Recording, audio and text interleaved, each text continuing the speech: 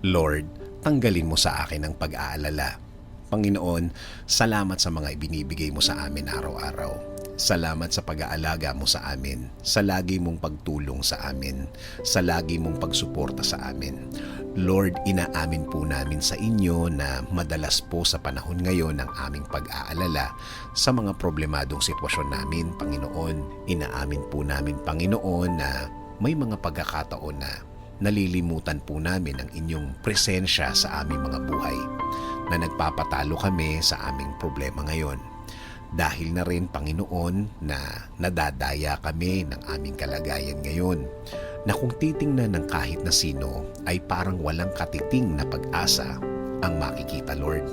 Ang pag-aalalang ito ay dahilan din ng pag-aalala ng aming mga mahal sa buhay. The more na nag-aalala kami, mas doble ang sa kanila, Panginoon.